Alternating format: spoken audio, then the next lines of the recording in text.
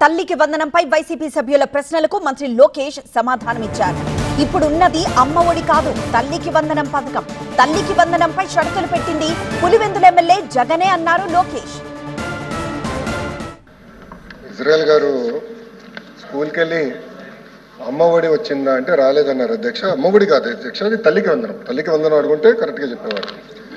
రెండు అమ్మ ఒడి రాలేదని అదేంటారా, రాలేదనింది అమ్మ ఒడి, రాలేదనింది అమ్మ ఒడి. మనం ఇచ్చేదేమో పాఠశాలకి వెళ్ళాను, అక్కడ అమ్మ ఒడి ఎంతమందికి వస్తుందని అడిగారంట. ఆ ప్రోగ్రామే లేదు ఇప్పుడు. తల్లికి వందనం ఆబ్వియస్లీ అక్కడ రాలేదని అంటారు. ముందర తెలుసుకోమని చెప్పమని నేను కోరుతున్నా. నంబర్ 1. నంబర్ 2, ఈరోజు ఇద్దరు మాట్లాడారు అధ్యక్ష. ఒకరు రమేష్ గారు మాట్లాడారు, ఇంకోటి ఇజ్రాయెల్ గారు మాట్లాడారు. ఒక ఆయనేమో 63 లక్షల మందికి వచ్చిందంటారు, ఇంకొక ఆయనేమో 57 లక్షల మందికి వచ్చిందంట. ముందర మీరు క్లారిటీ తెచ్చుకోండి ఎంతమందికి వచ్చింది. మీకే క్లారిటీ లేదు. మీ పార్టీలో ఇద్దరు సభ్యులు మాడితే ఒక్కొక్కరు ఒక నంబర్ చెప్తారు. నంబర్ 2, 63 లక్షల మందికి మీరు ఇచ్చారు, మిగతా వాళ్ళకి ఎందుకు డిలే చేశారు? నేను ఆ రోజే చెప్పాను అధ్యక్ష. పిల్లలు ఫస్ట్ క్లాస్లో జాయిన్ అయిన తర్వాత అపార్ ఐడి ద్వారా ఏ పాఠశాలలో జాయిన్ అయ్యారో మాకు తెలుస్తుంది. అది అయిన వెంటనే మేము డబ్బులు ఇస్తాం.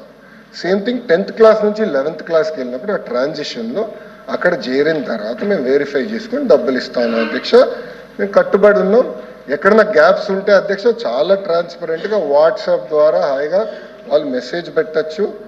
ఒకవేళ రాకపోతే ఏ కారణాల వల్ల వాళ్ళకి రాలేదో కూడా చెప్తా అధ్యక్ష. అక్కడ రిడ్రెసల్ మెకానిజం కూడా వాళ్ళ ఇంట్లో కూర్చుని ఎక్కడికి వెళ్ళాల్సిన అవసరం వాట్సాప్ ద్వారానే కమ్యూనికేట్ చేసుకోవచ్చు అధ్యక్ష. మన మిత్రాన్ని కూడా మేము పెట్టాం. 2, ఇజ్రాయెల్ గారు మాడుతూ 300 యూనిట్లు కరెంటు యాప్కాస్లో పనిచేసిన వారికి, అట్లా భూమి ఉన్న వారికి మీరు ఇవ్వట్లేదన్నారు. ఎవరు పెట్టారు అధ్యక్ష ఈ రూల్స్ అని? మీరే పెట్టారు. ఎవరు పెట్టారు ఈ రూల్స్? సార్ రూల్స్ పెట్టింది ఎవరు సార్?